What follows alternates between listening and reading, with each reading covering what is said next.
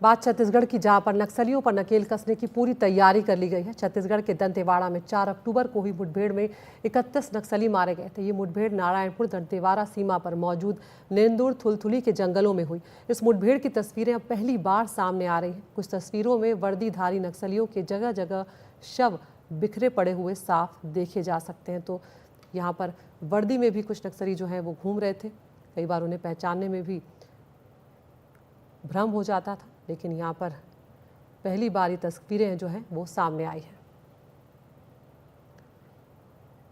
और अबू जमार में थुलथुली के जंगल में हुई मुठभेड़ को लेकर ग्राउंड जीरो से एनडीटीवी की रिपोर्ट आपको दिखाते हैं।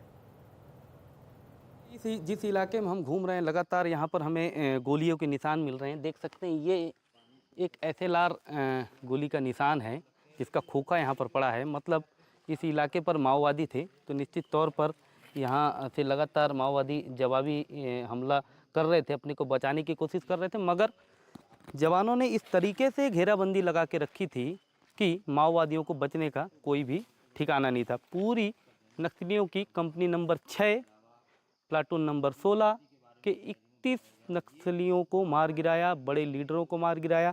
जिस तरीके के यहाँ सामान दिख रहे हैं, उससे लग रहा था कि नक्सली बड़ा महफूज ठिकाना समझ करके इस इलाके पे आराम से बैठे हुए थे। उन्हें इस बात का अंदेशा भी नहीं था कि इस इलाके पर भी जवान पहुंच सकते हैं।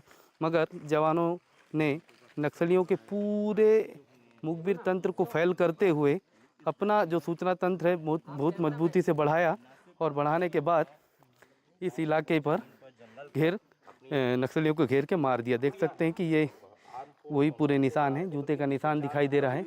मैं दिखा दूं कि आपको यहाँ दवाइयाँ दिखाई दे रही होंगी। नक्सली अपने साथ दवाइयाँ हमेशा रखते हैं, क्योंकि जंगलों में भी उनको इस्तेमाल करने के लिए दवाइयाँ चाहिए। एक पर्चा यहाँ पर दिख रहा है, इस पर्चे को मैं दिखाता हूँ आपको कि यहाँ पर लिखा हुआ है, मड़ोनार तोय मेटा नवीन कैंप बैठाने के लिए गद्दार डीआरजी, गद्दार जनता के साथ अनैतिक व्यवहार, गुंडागर्दी करने वाला राम सिंह अलामी, संपत डोरगा को मार भगाओ और पार्टी को सैनिकरण का विस्तार करने के लिए रोको, कदम बढ़ाओ, कगार ऑपरेशन को हराएंगे, अस्मिता के साथ है। तो लगातार यहाँ पर इस तरीके से मतलब चल रहा है ये मुठभेड़ में। आपको पूरे सामान दिखाई दे रहे होंगे। ये देखिए, ये जिस तरीके से यहाँ पर आपको थर्मस की बाटलें दिख रही हैं, तो आप समझ जाइए कि बड़े स्तर के नक्सली थे। SZC मेंबर थे। यहाँ पर नीति थी, यहाँ पर कमलेश थे, यहाँ पर सलाम थे। लगभग जो दंतेवाड़ा पुलिस ने उनका इनाम जो बताया, वो 1,30,00,000 रुपए का इनाम बताया। नक्सलियों का ये वायर के साथ उनकी जो लोग अपने PLJ में जो पढ़ते हैं, वो लोग जनताना सरकार, नक्सलवाद की जो लेनिन की भाषा है, वो सब यहाँ पर लिखी हुई है। 1948 से लेकर 1948 में फ्रांस देश क्रांति हुआ। मतलब सोचिए कि नक्सली भी यहाँ पर अपनी बौद्धिक लेवल के लिए सारी चीज़ों को पढ़ते हैं। हम ज़्यादा चीज़ों को यहाँ पर हाथ नहीं लगा सकते, क्योंकि काफ़ी खतरा अब भी यहाँ पर बरकरार है। ये उनके सामान के से जुड़ी हुई चीज़ें हैं।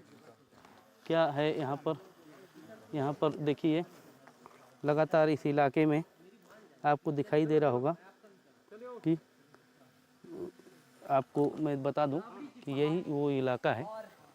इसी इलाके पर, इसी अबूझमाड़ के जंगल में 31 नक्सलियों को ढेर कर दिया था जवानों ने। जवानों की बहुत बड़ी कामयाबी थी। उसी कामयाबी की ग्राउंड रिपोर्ट को कवर करने के लिए मैं पंकज सिंह भदौरिया अपने साथी रिकेश्वर राणा के साथ यहाँ पर पहुँचा था। लगातार आज सवेरे से हम इस रिपोर्ट को बना रहे थे, ताकि छत्तीसगढ़ का जो सबसे बड़ा हमला नक्सलियों पर हुआ, जवानों की जो सबसे बड़ी जीत है, इसे आप एक टर्निंग पॉइंट समझ सकते हैं। इसे आप इसलिए एक टर्निंग पॉइंट समझ सकते हैं क्योंकि इतनी बड़ी तादाद पर नक्सलियों का मरना जवानों के उस मनोबल को बूस्ट करेगा। और यहाँ तक कि जिस इलाके में नक्सलियों की पकड़ है, उस इलाके पर भी लोगों को सोचने पर विवश होना पड़ेगा कि क्या अब नक्सलवाद खात्मे की तरफ बढ़ रहा है, या इसे मान सकते हैं कि ये जो चोट है नक्सलवाद के बिल्कुल रीढ़ की हड्डी पर हुई है, क्योंकि इस तरीके से अब तक कोई भी हमला देखने को नहीं मिला है। ग्राउंड जीरो से पंकज सिंह भदौरिया, रिकेश्वर राणा के साथ। और रायपुर से हमारे सहयोगी नीलेश त्रिपाठी हमारे साथ जुड़ गए हैं। नीलेश, एक बहुत बड़ी कामयाबी और पिछले अगर नक्सलियों के आतंक को याद करें तो ये जो ऑपरेशन था ये बहुत महत्वपूर्ण था और अब शायद नीलेश ये कहा जा सकता है कि नक्सलियों के पूरी तरह से खात्मे से कुछ ही कदम दूर हैं हमारे सुरक्षा बल।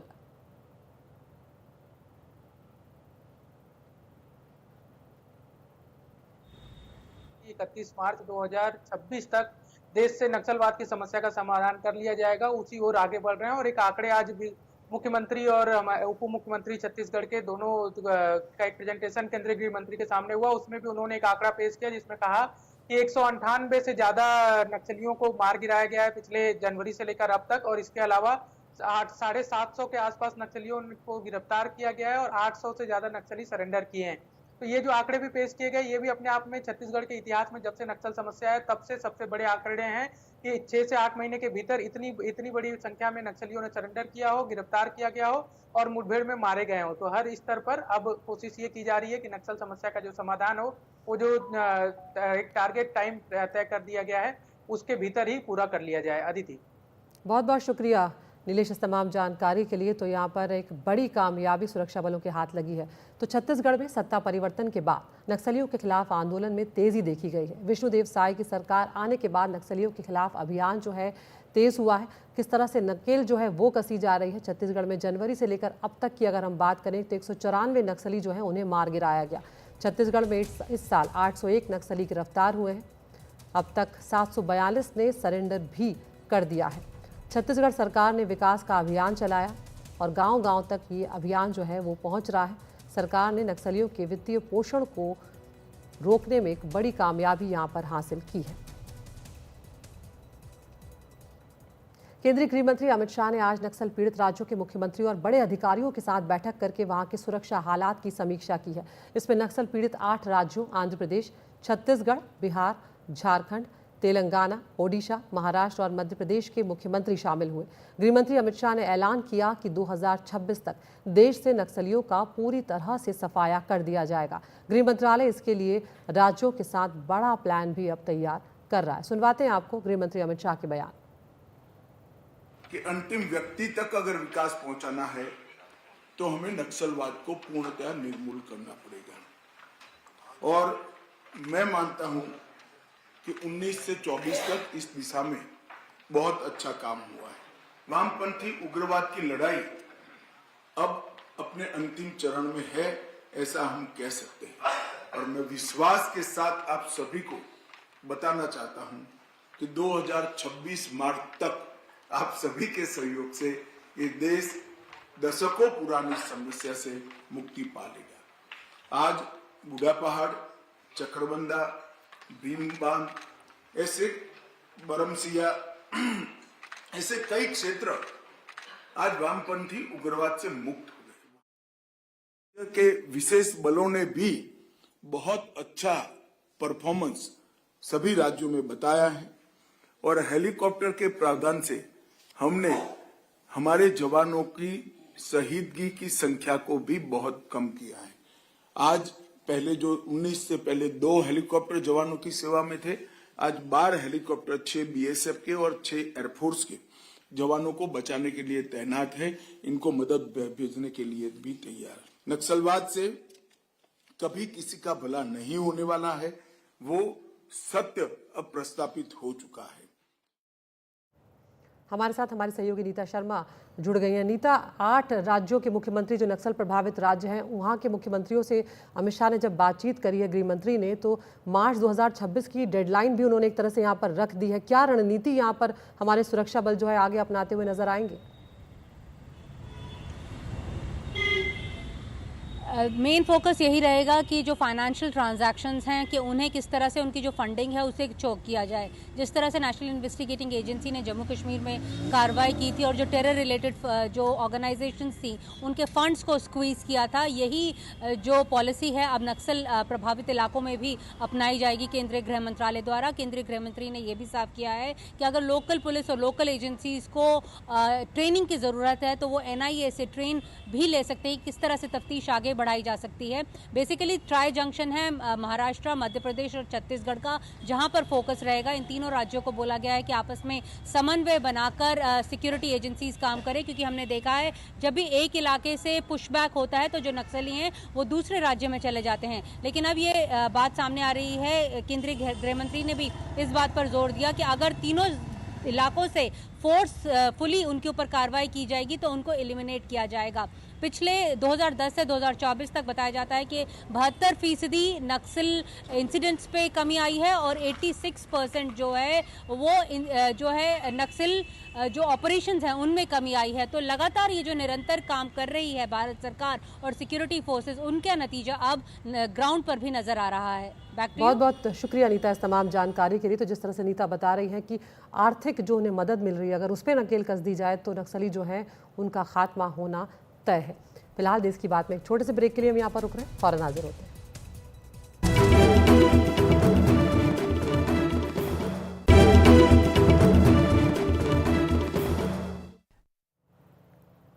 झारखंड मुक्ति मोर्चा की राज्यसभा सदस्य महुआ मांझी ने राज्य की डेमोग्राफी बदलने के आरोपों को लेकर बीजेपी पर बड़ा हमला बोला है। उन्होंने रांची में कहा कि राज्य में बीजेपी के मुख्यमंत्री तकरीबन 17-18 सालों तक रहे और राज्य की डेमोग्राफी जो है वो ज्यादातर बदलाव उसमें इसी दौरान आया है। जब यहाँ पर वो 17-18 साल तक राज्य के कई मुख्यमंत्री रहे उनके झारखंड में, उस समय वो चाहते, आप जो डेमोग्राफी की बात ये कह रहे हैं, आप आंकड़ों को अगर उठा लेंगे तो देखेंगे कि सबसे ज्यादा डेमोग्राफी चेंज उन्हीं के कार्यकाल में हुआ है। उनके मुख्यमंत्री लोगों ने कुछ नहीं किया। और सीमा सुरक्षा बल बीएसएफ का क्या काम है? दूसरे कंट्री से अगर कोई हमारे कंट्री में प्रवेश कर रहा है उसे रोकना, तो ये केंद्र का काम है ना।